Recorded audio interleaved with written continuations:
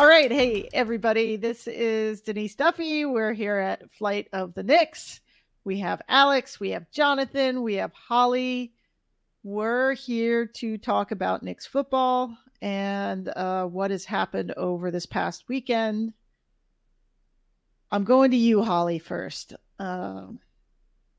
Set the scene of the women's match and just tell us what Adelaide was like and your journey there and anything that comes to mind. I've started saying that my favorite thing about visits to Adelaide is getting on the plane to leave, which some people may find offensive, but I mean, I've been twice and they were both to Knicks games and we lost both games. Not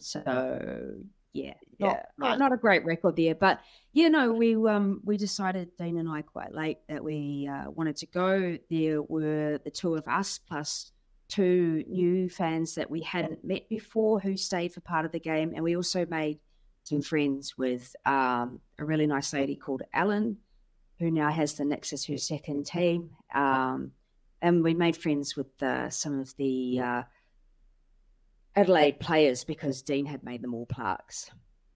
He made all of them plaques? Yeah. They came and got a photo with him. It's really cool. Oh, what a freaking angel Dean is. He is like the angel of the A-League, making plaques, sending words of support to all these different players across. I mean, what an angel Dean is. That's incredible. We're lucky to have him. Yeah. Unbelievable. Jonathan, tell us about what expectations you had coming into the match as a fan.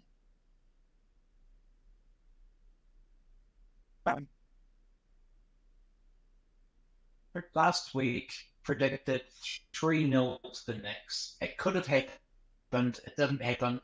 Can we move on? I think we all were like, oh yeah, last in the league, we're coming in, we're, cruising on in. We should play all of our backups.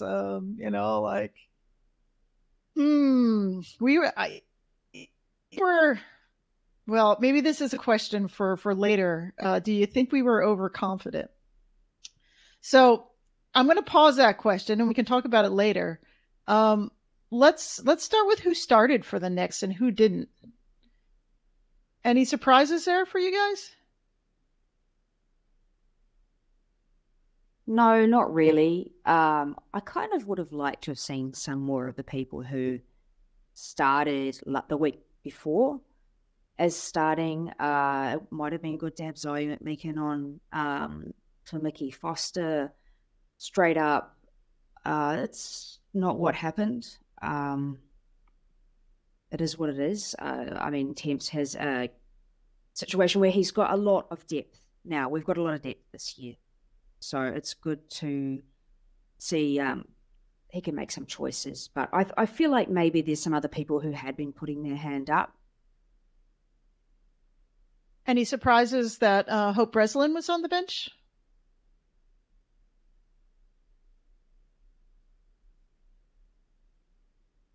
I was surprised. I don't know who I would have taken out, but I was a little surprised she was on the bench. Okay, so let's get back to the first half. What worked for the Knicks? What didn't? We tore them apart with our build-up play. It was beautiful to watch. That was the end that they were attacking towards. We were cutting them up. The through balls were beautiful. We could have easily scored 3 or 4 goals, but we didn't. We scored 1 goal. We really need to work on our finishing, especially our 1v1s. Hopefully Speckmeyer is going to put her hand up to do a bit of practicing there because potentially we could have come away with 3 points against Victory had that work out. Not that we can expect everybody to score every one-on-one. I mean, I probably would struggle to score them as well, but as professional players, I hope that they are working on that. So it was really disappointing that we didn't take advantage. We could have gone in at 3-0 up. Easy. Yeah. 100%. I mean, I didn't watch the first half because I was busy doing something else, and I saw everyone complaining about the finishing online. I didn't think it was going to be that bad because the finishing hasn't been great this season, but this was definitely a step down. This game, I watched the highlights. It was that bad. It was horrible. We easily 4 or 5 goals, I reckon. Like a good team would have gone in 4 or 5 goals out. Not saying we're not a good team, but definitely 100% we need to improve on that. It's that thing where the situation is like, we're standing behind the railing, you're like leaning over the railing, go on, shoot. And then they take the shot and you've sunk down behind the railing and you've got your hands in your heads because that's how close it was. There was one obvious highlight. There was a through ball from Macy Fraser to Emma Main. I mean, talk us through that. I mean, it's kind of what we'd done. We had multiple opportunities like that. Those three balls were beautiful. Yeah. It was so beautiful to see. Michaela Foster did the one earlier to Speckmeyer, and I thought that was an amazing pass as well. Often we criticize or celebrate the goal scorer, but some of those assists or potential assists were stunning. Yeah, Mickey Foster, that was a great ball from her. I'm interested to hear what you guys think on Mickey's overall performance because last week we saw Zoe McMeekin kind of burst onto the scene having a great game, and I wonder if it definitely would have been in Michaela's head. How do I reply to that? How do I kind of ferment my spot in the starting 11? So I'd be interested to hear what you guys think of her overall performance. I mean, she was our best player this last season. She won all the awards. She's an excellent player. I just think she hasn't lit the league on fire this season, and it might not have been a bad idea to just give Zoe another run. Yeah, she had some really good corners that just weren't capitalized on as well, which was a total bummer. Another thing is, last year we got killed on set pieces. This year we're getting some of the set pieces in. So, we need more of that karma. We need more of that connection on set pieces. And I think set pieces can be, the difference with the standings for the rest of the season as well. I mean, what do you think of going in at half? What were each of the teams thinking and feeling? If we'd been 3-0 up, you'd go into the halftime, you'd say, great work, let's consolidate, let's just sit back a little bit more, be a little bit more defensive. They're going to be desperately chasing the game, and we'll hit them on the counter. And that's what should have happened. I mean, and maybe you lose maybe you only win 3-1 or something like that, but we didn't. That's the thing. And then I kind of imagine that Temple has said to them, just keep doing what you're doing, but you've got to score. And I'd say Adelaide was the team that came out quite different and probably got a bit of a telling off. They hadn't actually won a game at home for a really, really, really long time. So they were definitely hungry for it. And we just did not play well. Yeah, they substituted Emily Condon in, and I think it was the 75th. Well, I don't know. Was it halftime or was it just after half? I can't remember exactly when. But when she came in, she made a difference. I mean, they talk about substitutes as game changers. I mean, she was full on a game changer. So, I mean, what happened to us? What worked? What flopped in the second half? I mean, obviously there was this goal. Chelsea Dauber, came, and Riley Foster came out, made the awesome save. However, there was no one who had tracked back to that space where the save was. And so Riley Foster's like, well, what do? I just look like an awkward soccer player, and, she obviously couldn't save twice from the edge of the box there. There was maybe some miscommunication there, right? And I have to say, I think Foster could have done better to both of the goals that we conceded, certainly the second one. But the first one, she makes that great save. But what happens then is everybody else has dropped then, is that there's communication in which the centre-backs, they go and they take on that position of trying to block shots. And she comes back and stands in the goal, but she just stayed out there. And then we've got two backs who are just like, okay, I guess we'll go and stand in the goal, and they're not going to stop a shot when there's no goalie there. It's really, that was a bad decision for her to stay out there, and it's probably a mix of both the defenders and the keeper and a lack of communication. But it was a disappointing way to concede. No doubt it looked really awkward, but what would you do? Stop the shot and then turn and would you look at the ball, or would you just go back and sprint? If you were a keeper, the ball's still in play and it's about 2 meters away from you, maybe 3 meters. I mean, do you literally it's kind of hard to do everything at once. Do you go for it? Do you you're not going to be able to see unless you turn your head, if you hit someone on your way back tracking to the goal. I mean, I'd be curious to see what, a keeper coach would say what to do. Yeah, me too. I mean, it's tough because you can't magically teleport yourself those 10 meters back into your spot. I don't know. I'm sure that the goalkeeping coach will be working on that with the defence, and then what the decision making is there. Do we want to talk about the second goal? Sure, let's talk about it.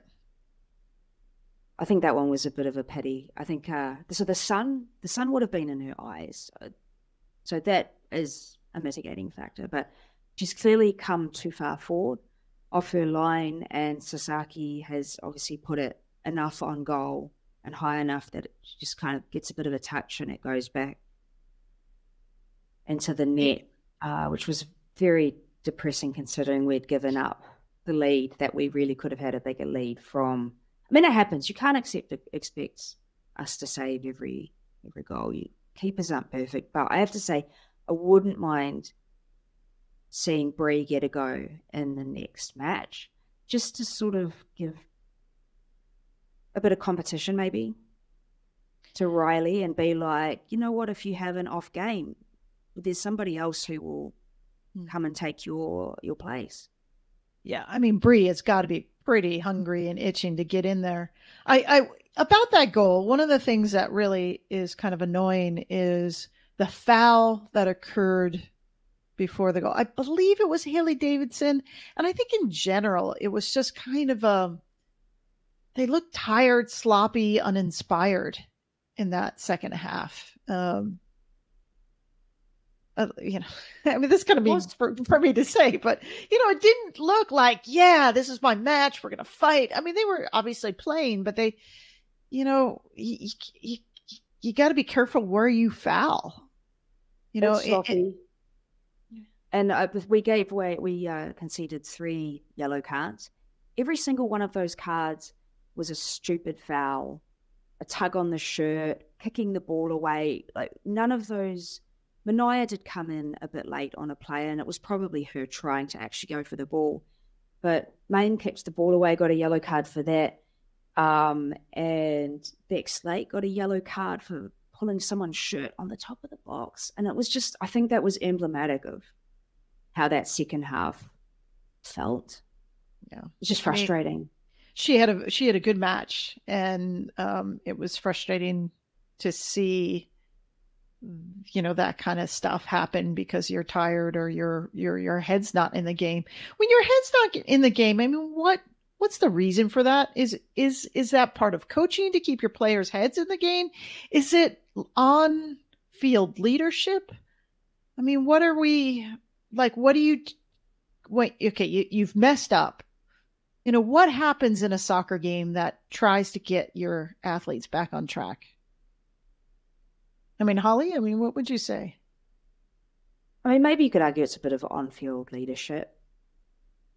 I mean, it's hard when you've dominated a team and then they come out firing because they want it. They wanted it more.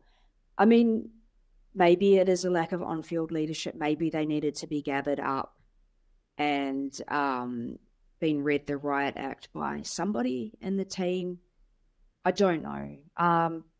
When Temple tweeted about the match, he said he blamed himself for the second half. And, maybe some of the substitutes he made, that could have been a different decision, or maybe what he said to them at halftime didn't fit the bill. I don't know, but they needed to get their head in the game, and I think the frustration just built, and then passes weren't connecting and things like that. I mean, what can we learn from this? Score more goals. We've got to take advantage of our opportunities. And seriously, I don't know what our XG for that game was, but it was probably 3 at least. Yeah. And to only score 1, and that would have resolved the problem, and we would have those 3 points and that 3 or 2 goal difference.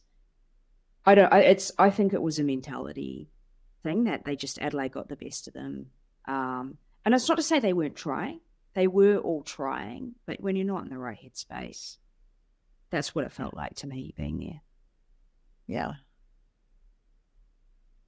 Tell us about who was the player of the match for you, and why you gave out the medallion to that person. So we picked Kiwi Maldini, which is Mackenzie Barry. She had a good game. I think she always has a good game, but she's one of those people who's just always solid at the back, always makes big saving tackles, and realistically, sometimes it's a recency bias with choosing the player of the match, right? Like if a player makes a fantastic tackle or pass in the 8th minute, you might be more inclined to forget about that. But if it happened in the 80th minute, then they're sort of more in the forefront of your mind. And I think we performed so well in the first half, and the second half was so defensive. It's there were people who performed really well in the first half, but when you watch the second half and you're like, okay, look, the defense is where it's at. And I mean, Mackenzie Barry, why not? It's not the first time she's received the award, and it won't be the last. No, it won't be the last. She is a rock for the team, and hope we can keep her, because she's just, fantastic person to have week in, week out on the team, working so hard. Where do you want to go from here, Holly? No, any further comments, and then we could make predictions for the Jets game? No. Nope. Hopefully we just pick up. I mean, look, we'll talk about the men's game. That was a disappointing result the week before, and they picked up and they put up a great performance yesterday. So, I mean, hopefully that's just the case with the women. You can't win every game. You're not going to play well every game. You're not going to score every shot. Your keeper's not always going to do exactly the right thing or be in exactly the right position. It is what it is. They'll bounce back, I think. We'll be playing Newcastle on Saturday in Wellington for the double header. Emily van Egmond has gotten on a plane and buggered off, which I'm very happy for. They do have Serena Bolden now, who I'm hoping does get a hostile reception in Wellington, considering what happened last time she was in Wellington. What do we think? I think we can beat the Jets. I think home field advantage is a thing for the Phoenix, and I have no reason that we couldn't beat them. Are they playing first or second? I don't remember. Not sure. Let me look. Either way, hopefully there's a good crowd, and people who show up for the men's game also show up for the women's game. So I have the women are at 3 p.m. Men are at 5:30. 3 p.m. in Wellington. That sounds lovely. The wind's kicked up. Maybe a bit of sunshine. Probably not. But we really, these kind of conditions are the conditions that they practice in. The stadium is something that they're familiar with. If you think about Riley Foster, she's never been to that, Adelaide. Spatially, everything is different when you've been in a stadium before and you understand where you're playing. And, it's not an excuse for the kind of wonkiness she had, but, you get it. It's like when you shoot basketball hoops and you're in a different place and suddenly you have to kind of just, you know how to shoot hoops, but just takes you a little while to get spatially oriented where, they'll be just fine in Sky Stadium. And it would be fun to give Bria another go out there. Anyone else you would start? I reckon give Zoe a start. Did that last time. Yep. Zoe. Let's start Zoe 100% and Brie. Last time I watched the Phoenix at Sky Stadium, or last time I watched the woman at Sky Stadium, Brie had an amazing game. She was our player of the match. Foster, she hasn't done well in the last few days, in my opinion. She came out of her box or came off her line last match against Melbourne Victory. We can see the goal from that. She came off her line in this game, and she was chipped. I don't know, in any other league in Europe, that's what gets you dropped. Like, let's start Brie. I mean, when we talk about Riley and Mickey Foster, we're criticizing something that's made lower than what is a really high standard. Like, they both did great things. I mean, Riley put up some great saves. That first save, when she did come up to the top of the box, was incredible. It was beautiful. And she did some really good saves. So when we sort of criticize, they've not been playing well enough, I mean, the bar is so high anyway for them that we notice when they're not, like, incredible. Yeah. So I getting who I would start. I would start Breslin. I just think she's tough and good. And I would be interested in see what Cox has to offer. What's her first name? I'm sorry, I can't remember it. I'm having a brain fart. Isabel. She seems to also go by Izzy, well, according to her Twitter handle. Yeah. I want to know what she's about, and they got her here, and it's a long way to come, and they're clearly paying her, and she's from soccer royalty. I want to see what happens against the Jets. Cool. Double header. Awesome. That'll be fun. Alex, you going to be there? No, I'm not. I've got a flight like just a few hours before the start, so I'm really disappointed. I looked to see if I could delay it, but it's just too expensive. Yeah. So I'm gonna have to watch this one on the road. Yeah. Well, I know Jonathan's definitely gonna be there, so we're gonna have some fun. All right. Yeah. Our exes. Yeah. How'd our exes do? I'm not sure. Jonathan was going to cover our exes. Jonathan has disappeared off the face of the earth. So let me just pull up the fixtures. Yeah. So Jonathan was here, but his internet connection just poof, but gone. Okay. So Raw drew with Western. Millie Clegg is still not playing. But I'm assuming Kushler had a good game, as she normally does.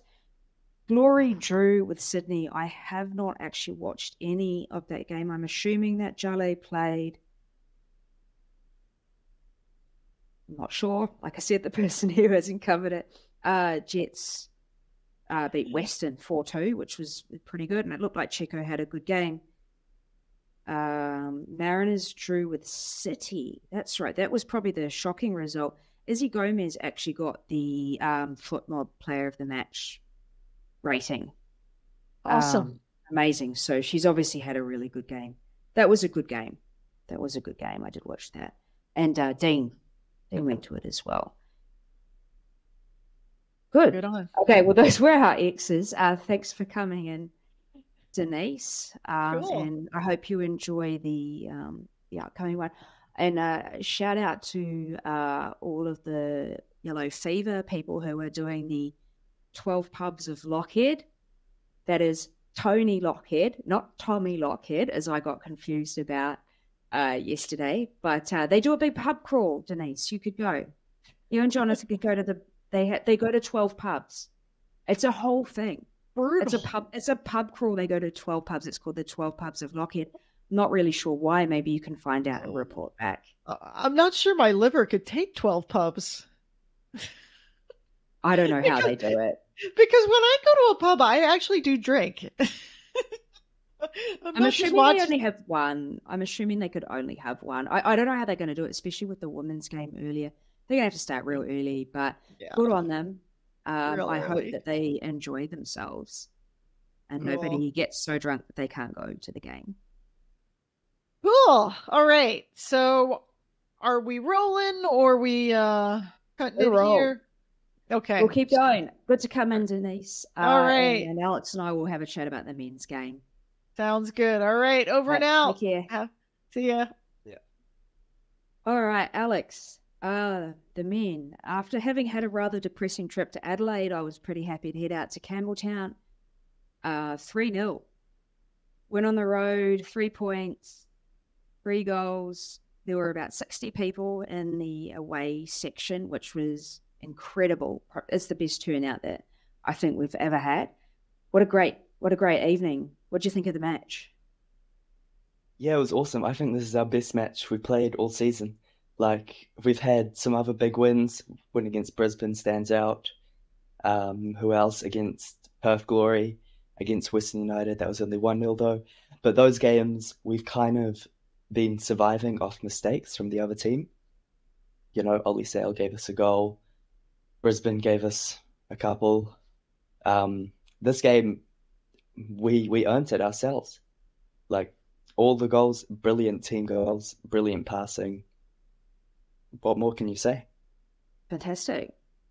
You're right. We did a lot of the goals were gifted to us. It's a really, really good point. I hadn't thought about that.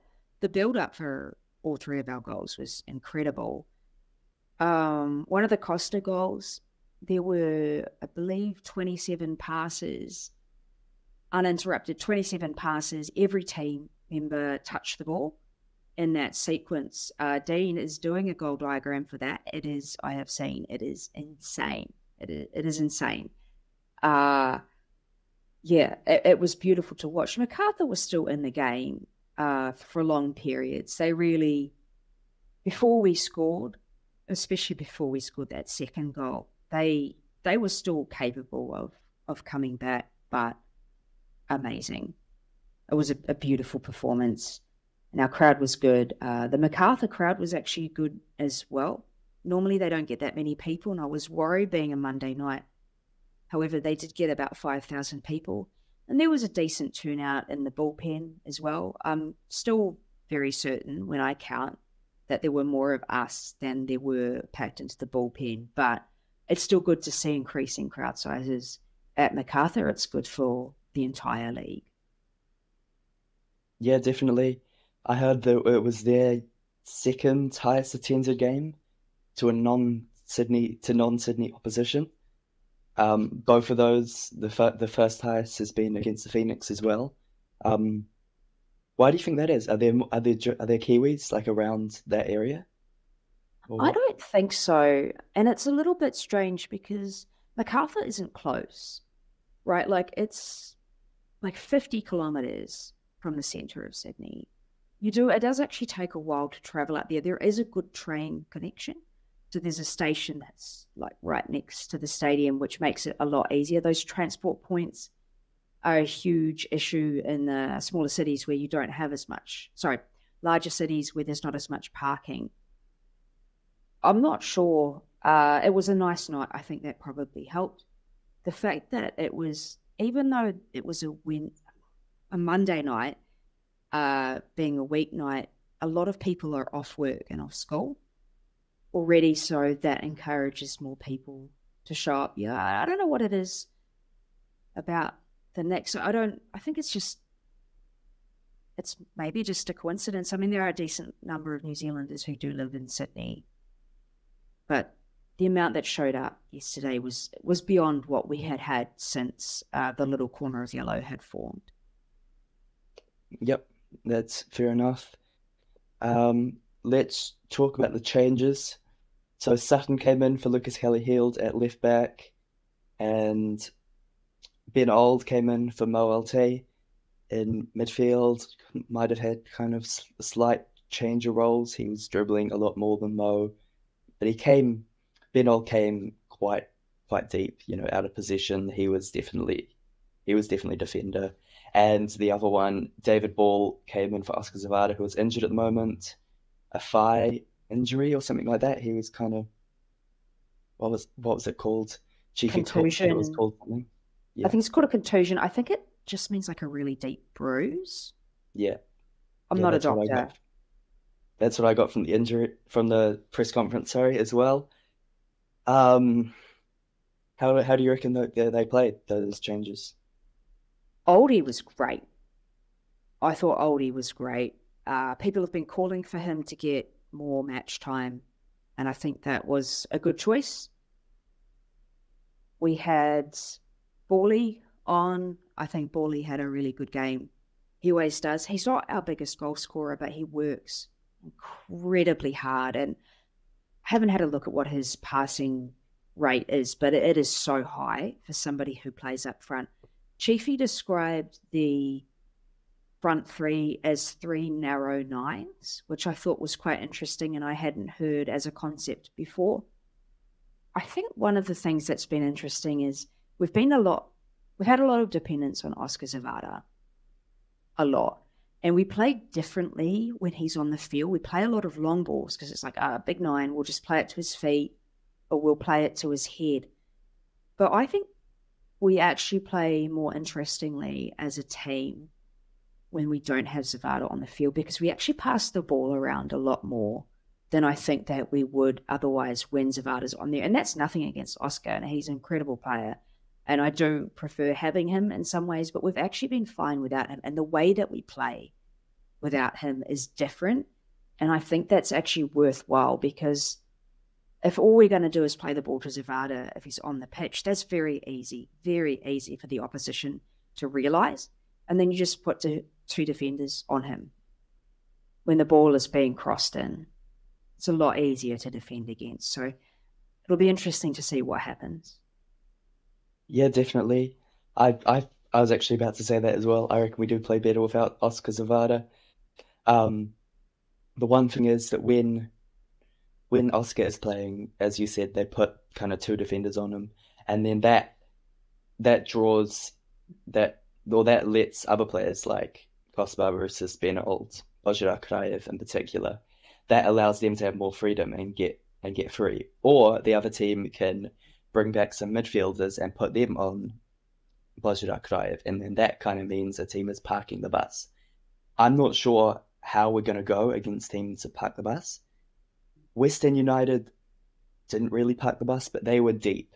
Like, they played deep against us, and I reckon that's how you beat us.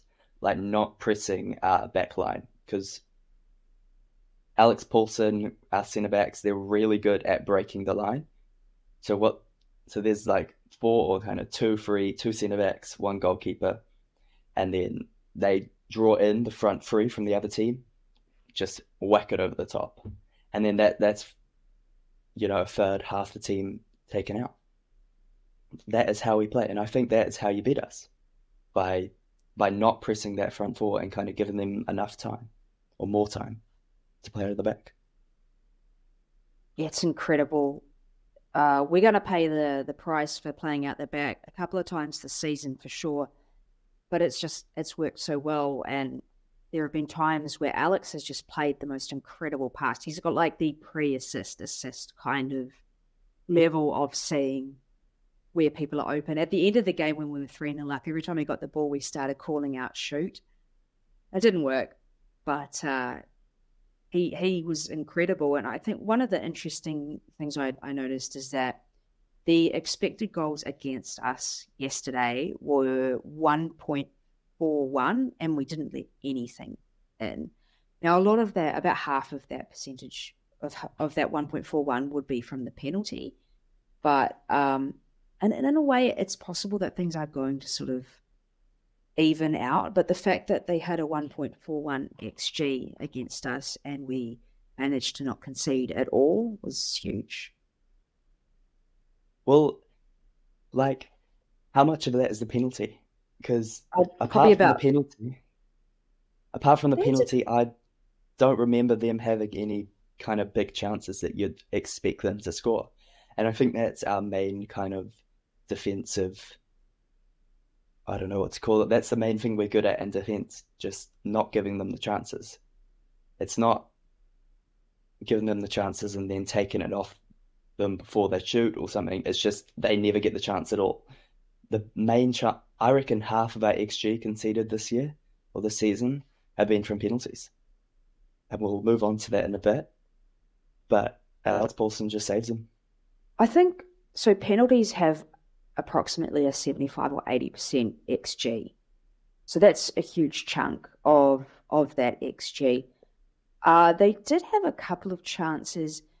Probably their best one, though, actually was Nico Pennington, I think, cleared the ball and it rebounded really strongly towards the goal and it happened to go straight to Paulson.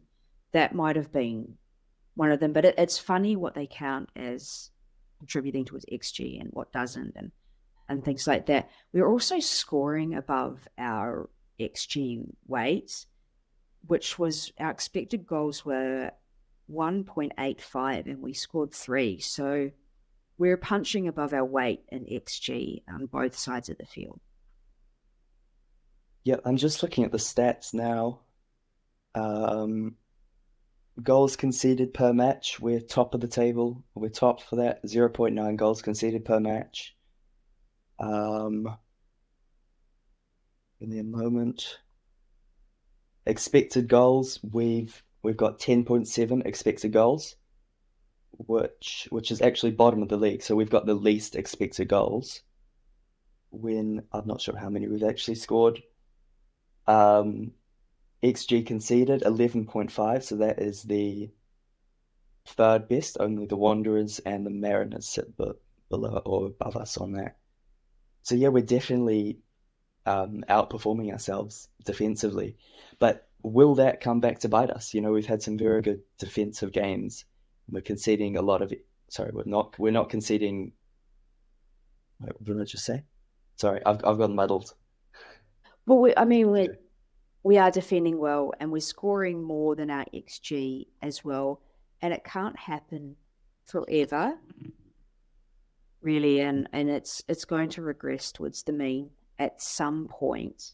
And there's points at which we've been just lucky, like getting that goal, our own goal against Melbourne Victory, which kept us a point in a match that we did not have a single shot in otherwise. So it is, you do have to wonder how sustainable it is. And we are kind of riding our luck, and we are definitely going to concede at some stage from playing out the back. But you know what? I'm okay. I'm okay with that. Let's worry about it when we worry about it. And Chiefy, he always talks about the process. He does talk about the usual coach things, like we move on to the next game. But he talks a lot about the process of getting better. And I have got so much faith in Chiefy now. He's great. Love Chiefy. Love Temps too.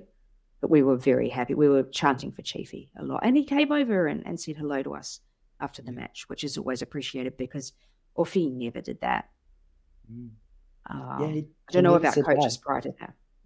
The most he gave to us in Yellow Fever was a little clap as he walked down the tunnel. And you know, lots of people look up to him. I want to go into coaching football. I don't think I'm good enough to be a player, so I'd love to have a talk to him. Chiefy's nice. He responds to his Instagram DMs. He follows people on Twitter and on Instagram. I'll just go back to what we were saying before. We've conceded 11.5 XG and we've only conceded 7 goals.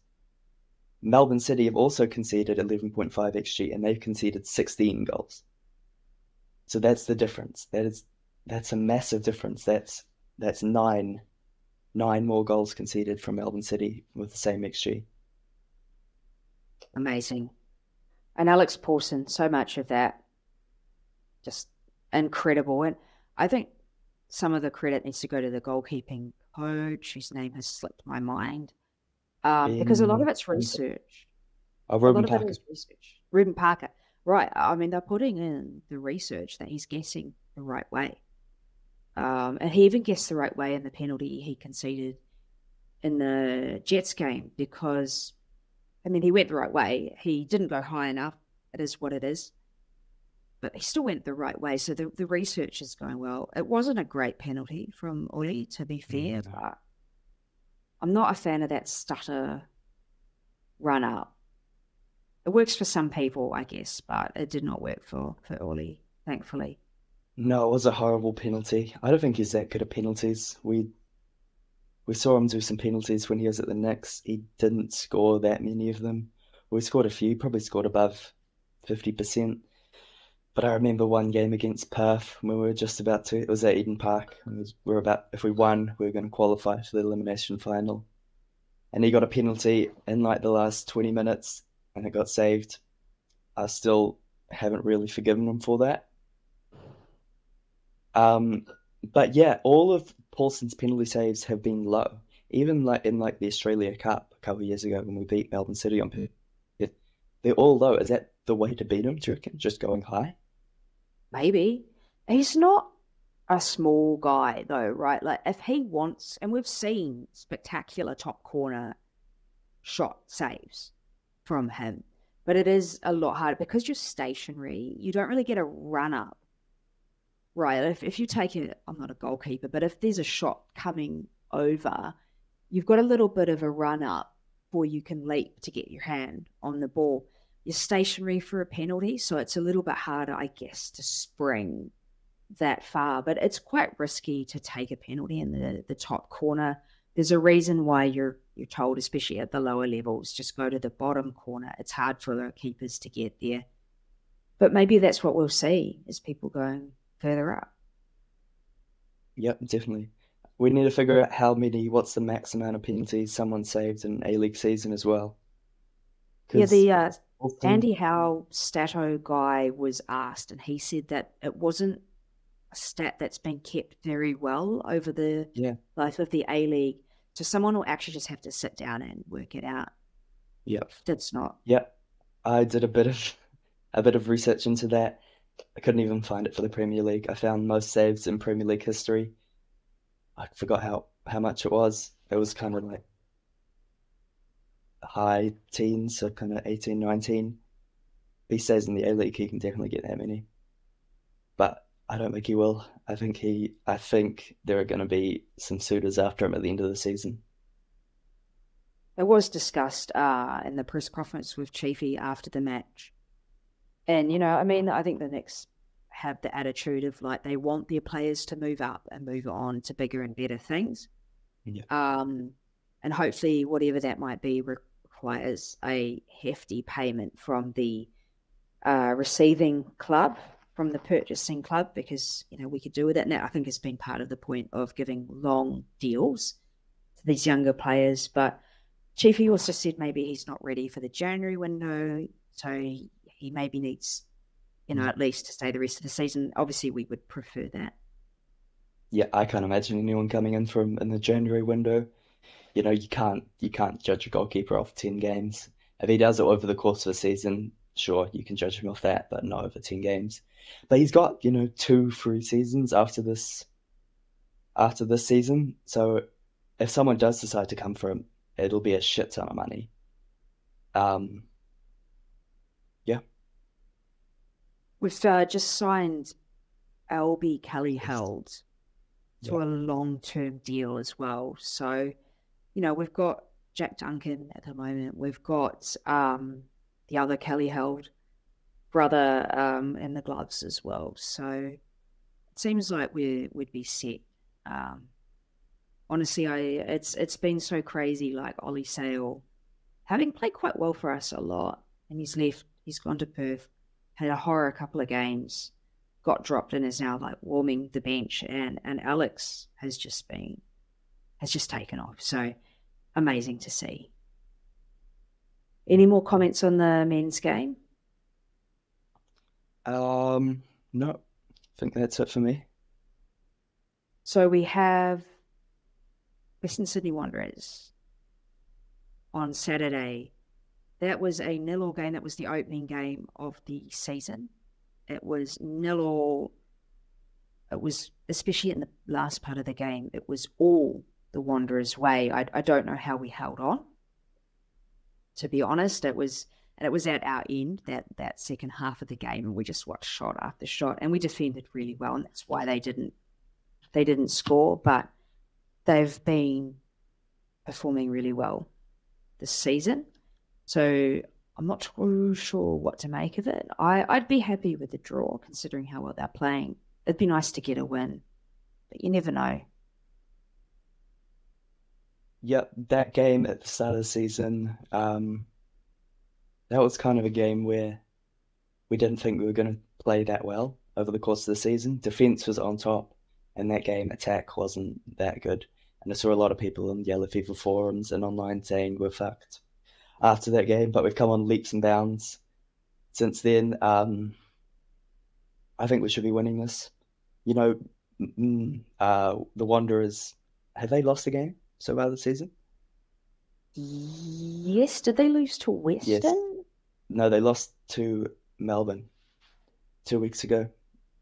Oh, right. Yeah. 4-3 was that result. That was a crazy game. Yeah. Other than that, Absolutely wild.